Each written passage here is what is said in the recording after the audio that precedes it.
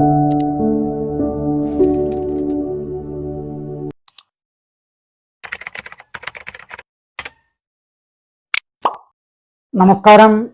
പെരുമാട്ടുകാളിയുടെ ഐതിഹ്യവും കഥകളുമാണ് ഈ വീഡിയോയിലൂടെ നിങ്ങളുടെ മുമ്പിൽ അവതരിപ്പിക്കുന്നത്. ദക്ഷിണേന്ത്യയിലെ പ്രമുഖ ക്ഷേത്രങ്ങളിൽ ഒന്നായ തിരുവനന്തപുരം ശ്രീ പത്മനാഭസ്വാമി ക്ഷേത്രത്തിന്റെ ഉൽപ്പത്തിയുമായി ബന്ധപ്പെട്ട് പല ഐതിഹ്യങ്ങളും ചരിത്രങ്ങളുമുണ്ട്. അതിൽ പെരുമാട്ടുകാളിയുമായി ബന്ധപ്പെട്ട ഐതിഹ്യങ്ങളും ചരിത്രവുമാണ് ഇവിടെ അവതരിപ്പിക്കുന്നത്. ക്ഷേത്ര ഉൽപ്പത്തിയുമായി ബന്ധപ്പെട്ട് ദിവാകര മുനിയുടെയും വില്യമംഗലം സ്വാമിയുടെയും ഐതിഹ്യങ്ങൾ പിന്നീട് പറയാം. ഒന്നാമത്തെ ഐതിഹ്യം നോക്കാം. ഇപ്പോൾ തിരുവനന്തപുരം ക്ഷേത്രം ഇരിക്കുന്ന സ്ഥലം പഴയകാലത്ത് അനന്തൻകാട് എന്ന പേരിൽ അറിയപ്പെട്ടിരുന്ന ഒരു വനപ്രദേശമായിരുന്നു. അതിന് കിഴക്ക് ഭാഗമെല്ലാം കാന്തളൂർ എന്നാണ് 9-ാം നൂറ്റാണ്ട് വരെയും അറിയപ്പെട്ടിരുന്നത്. അക്കാലത്ത് തങ്ങളുടെ കുടിലിന് ചുറ്റുമുള്ള വിശാലമായ വയലുകളിൽ അഥവാ പുത്തരിക്കണ്ടത്ത് ജോലി ചെയ്ത് ഉപജീവനം നടത്തിപ്പോന്നിരുന്ന പുലയരായ പെരുമാട്ട് അയ്യനും അയാളുടെ ഭാര്യ പെരുമാട്ട് കാളിയും അനന്തൻകാട്ടിൽ വസിച്ചിരുന്നു. ഒരു ദിവസം പുലയന്റെ ഭാര്യ വയലിൽ കള പറിച്ചുകൊണ്ടിരുന്ന സമയത്ത് ഒരു ദീനരോദനം കേട്ടു. കരച്ചിൽ കേട്ട ദിക്ക് ലക്ഷ്യം വെച്ച് കാളി നടന്നു ചെന്നപ്പോൾ വനാന്തരത്തിൽ ഉപേക്ഷിക്കപ്പെട്ട നിലയിൽ അതിസുന്ദരനായ ഒരു ശിശുവിനെ കാണുകയുണ്ടായി. ആ ശിശുവിനെ ആവരണം ചെയ്യുമാറ് ഒരു ചൈതന്യ പ്രഭാകിരണം ചുറ്റിലും വലയം പ്രാപിക്കുകയും ആ കുഞ്ഞിനെ സ്പർശിക്കാൻ കഴിയാത്ത വിധം കാളിക്ക് ഭയം തോന്നുകയും ചെയ്തു. എങ്കിലും കുഞ്ഞിന്റെ വാവിട്ടുള്ള കരച്ചിൽ കേട്ട് ഹൃദയമലിഞ്ഞ ആ സ്ത്രീ പെട്ടെന്ന് തൻ്റെ കുടിലിലേക്ക് മടങ്ങിപ്പോയി കുളിച്ച് വൃത്തിയോടുകൂടി തിരികെ വന്ന് കുഞ്ഞിനെ എടുത്ത് മുലയൂട്ടുകയും ചെയ്തു. പെട്ടെന്ന് കുഞ്ഞ് ശാന്തനായി. അതിനുശേഷം കുഞ്ഞിനെ ഒരു ഇലിപ്പമരത്തിന്റെ ചുവട്ടിൽ തണലിൽ കിടത്തി. ആ ശിശു വിഷ്ണുവിന്റെ അവതാരമായതുകൊണ്ട് 5 തലയുള്ള ഒരു സർപ്പം അനന്തൻ അല്പം നിമിഷത്തിനകം അവിടെ പ്രത്യക്ഷപ്പെടുകയും കുഞ്ഞിനെയും കൊണ്ട് ഇലിപ്പമരത്തിന്റെ പോടിനുള്ളിൽ പ്രവേശിക്കുകയും ചെയ്തു. ശാന്തനായി പത്തി വിടർത്തി നാഗം കുട പിടിച്ച പോലെ കുഞ്ഞിന്റെ തലയ്ക്ക് മുകളിലായി നിൽക്കാനും തുടങ്ങി. കാളിപ്പുലയി തന്റെ മാടത്തിൽ നിന്ന് കുറച്ച് കഞ്ഞിയുമൊക്കെയായി തിരികെ ചെന്നപ്പോൾ കണ്ട കാഴ്ച കുട്ടിക്ക് വലിയൊരു സർപ്പം പണമുയർത്തി കാവൽ നിൽക്കുന്നതായിട്ടാണ്.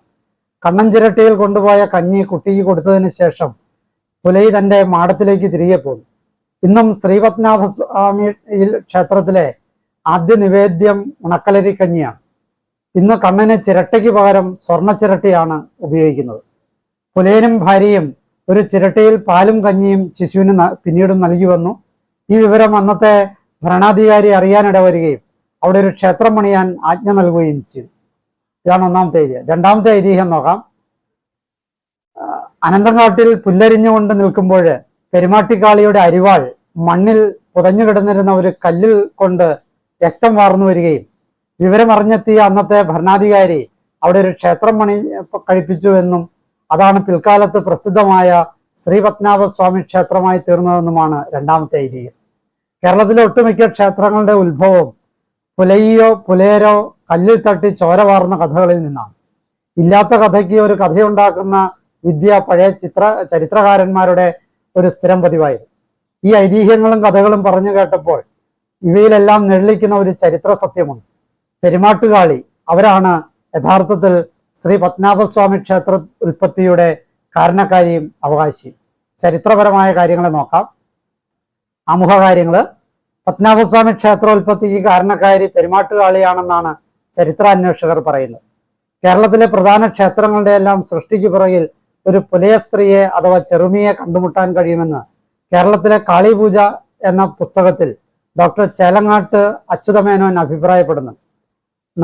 നാഗമയ്യരുടെ ദി ട്രാവൻകൂർ സ്റ്റേറ്റ് മാനുവലിലും കാസ്റ്റ് ആൻഡ് ട്രൈബ്സിലും തിരുവിതാംകൂർ സെൻസസ് റിപ്പോർട്ടിലും മഹാദേവ ദേശായിയുടെ കേരള ചരിത്രത്തിലും വളരെ വ്യക്തമായി തന്നെ പെരുമാട്ടുകാളിയെക്കുറിച്ച് രേഖപ്പെടുത്തിയിട്ടുണ്ട്. പഴയ ചരിത്രകാരനായ മഹാദേവ ദേശായിയുടെ വേണാടിന്റെ വീരചരിതം എന്ന ഗ്രന്ഥത്തിലും വിദേശ ക്രിസ്ത്യൻ മിഷണറിയായ സാമുവൽ മെറ്റിയുടെ ലാൻഡ് ഓഫ് ചാരിറ്റി എന്ന ഗ്രന്ഥത്തിലും ശ്രീ പത്മനാഭസ്വാമി ക്ഷേത്രോൽപ്പത്തിക്ക് കാരണക്കാരി പെരുമാട്ടുകാളി തന്നെയാണ് എന്ന് വ്യക്തമാക്കുന്നുണ്ട്. കെ ദാമോദരൻ കേരള കൗമുദിയിൽ എഴുതിയ പെരുമാട്ടുപുലൈ എന്ന ലേഖനത്തിലും പെരുമാട്ടുകാളിയാണ് ശ്രീ പത്മനാഭസ്വാമി ക്ഷേത്രത്തിന്റെ ഉത്ഭവത്തിന് കാരണമെന്ന് വ്യക്തമായി പറയുന്നു. ചരിത്രകഥ നോക്കാം. പെരുമാട്ടുകാളിയുടെ ചരിത്രം ഇങ്ങനെയാണ്. നൂറ്റാണ്ടുകൾക്ക് മുമ്പ് അനന്തപുരി എന്ന ഇന്നത്തെ തിരുവനന്തപുരം വൻകാടുകൾ കൊണ്ട് നിബിഡമായ വനഭൂമി ആയിരുന്നു. അനന്തൻകാട് എന്നായിരുന്നു ആ കാടിന്റെ പേര്. ഒരു കാലഘട്ടത്തിൽ ഈ കാട്ടുപ്രദേശങ്ങളിൽ അധിവസിച്ചിരുന്നത് ആദിമ നിവാസികളിൽപ്പെട്ട പുലയ കുടുംബങ്ങളായിരുന്നു. അവർ അന്നത്തെ പരിതസ്ഥിതിക്ക് അനുസൃതമായി കുടിലുകൾ തീർത്ത് അങ്ങിങ്ങായി പാർത്തുകൊണ്ടിരുന്നു. അനന്തൻകാടിനടുത്തുണ്ടായിരുന്ന പുത്തരിക്കണ്ടത്തെ നെൽവയലുകളിൽ കൃഷി ചെയ്താണ് ഈ പുലയ കുടുംബങ്ങൾ ജീവിതം പുലർത്തിയിരുന്നത്. അവരിൽ പ്രമുഖ സ്ഥാനം അലങ്കരിച്ചിരുന്ന ഒരു കുടുംബമായിരുന്നു പെരുമാട്ട് തറവാട്. അവിടുത്തെ തലമൂത്ത കാരണവത്തി സ്ഥാനം വഹിച്ചിരുന്നത് കാളി എന്ന സ്ത്രീയാണ്. അതുകൊണ്ട് തന്നെ അവർ പെരുമാട്ടുകാളി എന്നാണ് അറിയപ്പെട്ടിരുന്നത്. അവരുടെ ഭർത്താവിന്റെ പേര് പെരുമാട്ട് അയ്യനും. ആദിമ നിവാസികളിൽപ്പെടുന്ന പുലയരുടെ ആരാധനകളിൽ നാഗാരാധനയും ഉൾപ്പെട്ടിരുന്നു. ബുദ്ധമതത്തിന് മുമ്പ് തന്നെ കേരളത്തിലെ ആദിമ നിവാസികൾക്കിടയിൽ നാഗാരാധന ഒരു പ്രമുഖ ഘടകമായി നിലനിന്നിരുന്നു. കാട്ടിലും മേട്ടിലും ജീവിതം കണ്ടെത്തിയ ആദിമ നിവാസികളിൽ സർപ്പം തുടങ്ങിയ ഇഴജന്തുക്കൾ സൃഷ്ടിച്ച ഭയത്തിൽ നിന്നാണ് ഈ ആരാധനാ സമ്പ്രദായം അവർക്കിടയിൽ പ്രബലപ്പെടുവാൻ തുടങ്ങിയത്. പുലയരുടെ തലമൂത്ത കാരണവത്തിയായ പെരുമാട്ടുകാളിയുടെ വീട് അഥവാ കുടിൽ നിലനിന്നിരുന്നത് ഇന്ന് പത്മനാഭസ്വാമി ക്ഷേത്രം നിലനിൽക്കുന്ന ഭാഗത്തായിരുന്നു.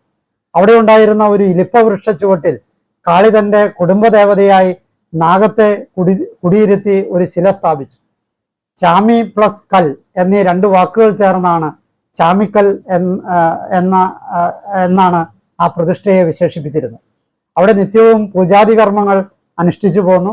തന്റെ വയലായ പുത്തിരിക്കണ്ടത്തിൽ നിന്നും കൃഷി ചെയ്ത് കിട്ടുന്ന നെല്ല് കൈക്കുത്തിൽ വെച്ച് ഞെരടി തൊലിച്ച്, അതായത് പാതി തൊലിഞ്ഞതും പാതി തൊലിയാത്തതുമായ നെല്ലരി കണ്ണൻ ചിരട്ടിയിൽ വെച്ച് നിവേദ്യം കഴിച്ചിരുന്നു.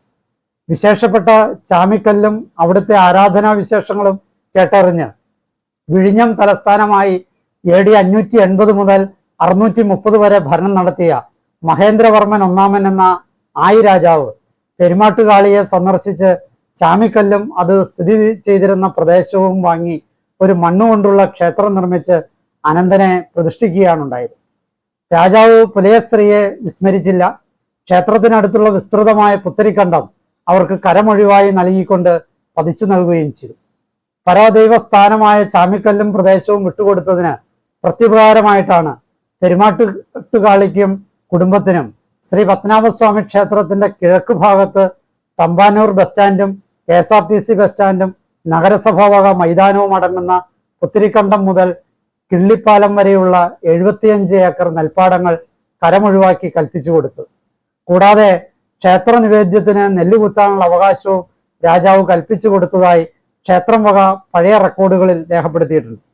AD 530 മുതൽ 630 വരെ കേരളം ഭരിച്ച മഹേന്ദ്രവർമ്മൻ ഒന്നാമന്റെ കാലത്ത് ക്ഷേത്രത്തിൽ നിവേദ്യത്തിന് ഓരോ പിടി അരി നൽകി വന്ന 12 പുലയ തറവാട്ടുകാർക്കും 5 ഏക്കർ നിലം വീതം നൽകിയതായി ശ്രീ പത്മനാഭസ്വാമി ക്ഷേത്ര റെക്കോർഡുകളിൽ കാണുന്നുണ്ട്. ശ്രീ പത്മനാഭസ്വാമി ക്ഷേത്രത്തിനും കൊട്ടാരത്തിനും കോട്ടമതിൽ തീർത്ത പണിയിൽ മതിലിന്റെ വാനം കിളച്ചതിന്റെ കൂലി വാങ്ങിയവരിൽ കുറ്റിക്കാട്ടു വീട്ടിൽ തേവൻ, മാദേവൻ എന്നിവർക്ക് ഒരു ദിവസം ഇടങ്ങഴി നെല്ല് വീതം 3 മാസം കൊടുത്തതും നെല്ലിനോടൊപ്പം വാഴത്തടയും മാങ്ങയും ഉപ്പും കൊടുത്തതും മതിലകം രേഖകളിൽ കാണുന്നുണ്ട്. AD 5-ാം നൂറ്റാണ്ടിന്റെ അവസാനവും 6-ാം നൂറ്റാണ്ടിന്റെ ആരംഭകാലത്തുമായിരിക്കണം പത്മനാഭസ്വാമി ക്ഷേത്രത്തിന്റെ ആദ്യ നിർമ്മാണ കാലഘട്ടം. AD 9-ാം നൂറ്റാണ്ടിന് ശേഷമാണ് ഇവിടെ ഹൈന്ദവ ക്ഷേത്രങ്ങൾ രൂപമെടുത്തിരിക്കുന്നത്. അതിനു മുമ്പ് 8-ാം നൂറ്റാണ്ട് വരെ ബുദ്ധമത കാലഘട്ടമായിരുന്നു. 10-ാം നൂറ്റാണ്ടോടുകൂടിയാണ് ആര്യബ്രാഹ്മണർ കേരളത്തിലെത്തുന്നത് തന്നെ. 10-ാം ശതകത്തിൽ കേരളത്തിലെത്തിയ ബ്രാഹ്മണർ 5-ാം നൂറ്റാണ്ടിൽ പത്മനാഭസ്വാമി ക്ഷേത്രം നിർമ്മിച്ചുവെന്നത് വെറും കെട്ടുകഥ മാത്രമാണ്. അതിനാൽ ദിവാകര മുനിയുടെയും വില്ലുമംഗലത്ത് സ്വാമിയുടെയും പത്മനാഭസ്വാമി ക്ഷേത്രവും നിർമ്മാണവുമായി ബന്ധപ്പെട്ട ഐതിഹ്യങ്ങൾ ചരിത്രമല്ല, വെറും കെട്ടുകഥകളാണ്. യഥാർത്ഥത്തിൽ പെരുമാട്ടുകാളി പുലയുടെ ഈശ്വരബിംബമായ ചാമിക്കല്ലാണ് പിൽക്കാലത്ത് ശ്രീ പത്മനാഭസ്വാമി ക്ഷേത്രമായി വളർന്നത്. അനന്തൻ അഥവാ സർപ്പം ധാരാളം ഉണ്ടായിരുന്നത് കൊണ്ടാണ് അനന്തൻകാട് എന്ന പേര് പോലും തിരുവനന്തപുരത്തിന് ഉണ്ടായത്. അന്ന് ആയിരാജാക്കന്മാരുടെ ഭരണകാലമായിരുന്നു. ഈ കാരണത്താലാകാം ആയിരാജാക്കന്മാരുടെ കുലദൈവസ്ഥാനം ശ്രീ പത്മനാഭസ്വാമി ക്ഷേത്രത്തിന് ആദ്യകാലത്തുണ്ടായത്. പിന്നീട് ഇന്ന് കാണുന്ന പത്മനാഭസ്വാമി ക്ഷേത്രം വേണാട് രാജവംശത്തിൻ്റെതാക്കി മാറ്റി. അതിനുശേഷമാണ് തിരുവിതാംകൂർ രാജവംശം വരുന്നത്. മാർത്താണ്ഡവർമ്മയാണ് ഇന്ന് കാണുന്ന വിധം ക്ഷേത്രം പണികഴിപ്പിച്ചത്. ശ്രീ പത്മനാഭസ്വാമി ക്ഷേത്രത്തിലേക്ക് ആവശ്യമുള്ള നെല്ല് നൽകിക്കൊണ്ടിരുന്നത് പെരുമാട്ടുകാളി പുലയും അവരുടെ സന്താന പരമ്പരകളുമായിരുന്നു. കൊല്ലവർഷാരംഭത്തിൽ പെരുമാട്ടുകാളിയുടെ വംശപരമ്പരയിൽ നിന്നും ജനിച്ചവരാണ് പുലയനാർകോട്ട ആസ്ഥാനമായും ഇളവള്ളുവനാട്ടിൽപ്പെട്ട കോതമംഗലം ആസ്ഥാനമായും രാജ്യം ഭരിച്ചിരുന്ന പുലയ രാജാവും പുലയ റാണിയും. പുലയ രാജാക്കന്മാരുടെ മന്ത്രിമാരായിരുന്നു തിരുവനന്തപുരം പേട്ടയിലുള്ള ഈഴവ കുടുംബത്തിൽ ഉൾപ്പെട്ടവർ. ആ രാജവംശത്തിന്റെ അധികാരപരിധി എവിടെ വരെ വ്യാപിച്ചുവെന്നും അവർ എത്ര കാലം ഭരണം നടത്തിയെന്നും നമുക്ക് വലിയ നിശ്ചയമില്ല. ഈ കഥകൾ നിങ്ങൾക്ക് ഇഷ്ടപ്പെട്ടു എന്ന് വിചാരിക്കുന്നു. എന്നെ ശ്രവിച്ച നിങ്ങൾക്ക് നന്ദി. നല്ല നമസ്കാരം.